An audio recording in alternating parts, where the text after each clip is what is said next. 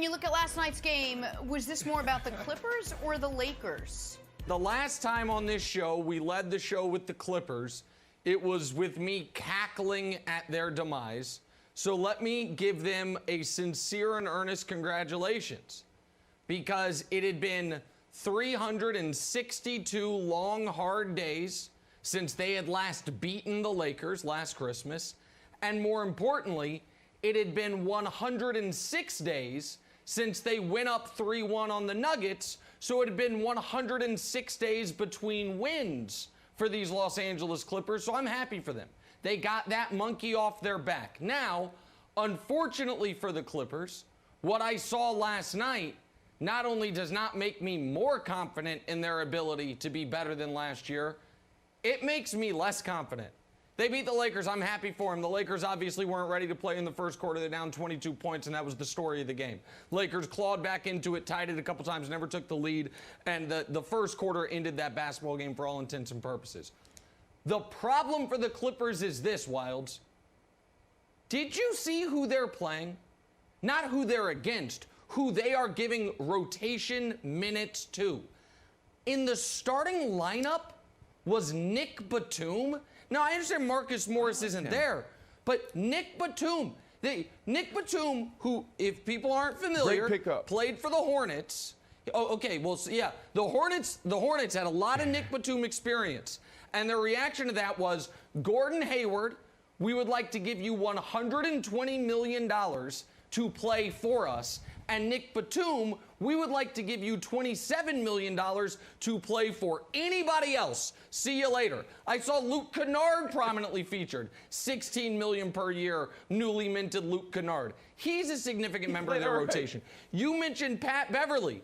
Pat Beverly is the same Pat Beverly he was back when I covered him in Houston, which is not a starting point guard in this league. So yeah, when Paul George scores 33, Clippers going to look decent, pretty good. I thought Ibaka was fine.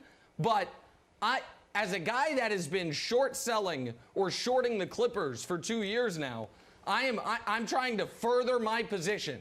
If anyone is long on the Clippers, and it sounds like Brandon is, I will front you those stocks, because nothing about last night made me think the Clippers season is going to be any more successful this year than it was last year, Wilds.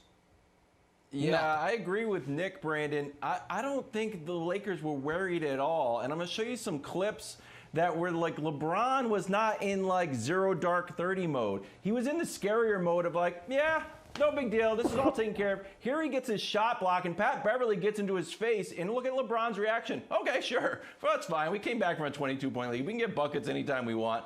Then in the midst of the game, this is the fourth quarter, in the midst of another comeback, oh, look at LeBron locked in here, Nick. He's just totally focused. Like, nah, I'll talk to the bench. And then just to drive it further home, he rolls his ankle, Nick. And it's like, oh, okay, he ties his shoes a little bit tighter. Plays a few possessions, like, all right, why don't I just come out for the rest of the game? It's fine. I'll see you on Christmas. Then he tells Rachel Nichols, like, oh, Rachel's like, oh, what do you think about your ankle? He's like, yeah, I'll just drink some wine and it'll go down the left side of my body. I'll be fine. So the idea that like, the Clippers, beat up on the champions, it's kind of like when my son beats up on me, like, oh, you got me and I'm down. It's like, wow, what a big win for Russell. Like, I don't know. I was pretty relaxed during the whole fight. I probably could have, I really had the size advantage. So for me, Brandon, I did not think this was a wildly impressive win, because I felt like the Lakers were more of a feel-out game. It honestly felt like a seeding game to me in the bubble. To the refs, a team whose rotation prominently features Patrick Patterson, Nick Batum, Luke Kennard, one-way player Lou Williams, and one-way player Patrick Beverly. I understand go ahead. Yeah, please. Brandon, yes? Did the Lakers did they have the lead at all? Did the Lakers have the lead at all last night? So you're talking about who they had. They never did. Okay, so with all those guys you named, why didn't they beat them?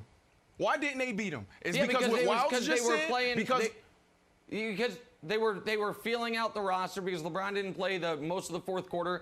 And you're right. Listen, it was a good win for the Clippers, and I'm happy for them. They led wire to wire, which means the last game the Lakers led in was when they won the championship.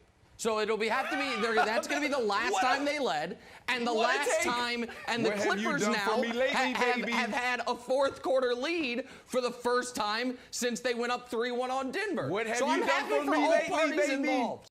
Thanks for watching. Subscribe here to get the latest from the show. Also, be sure to check out more of the best clips from First Things First, or go watch a few segments from our other shows on FS1.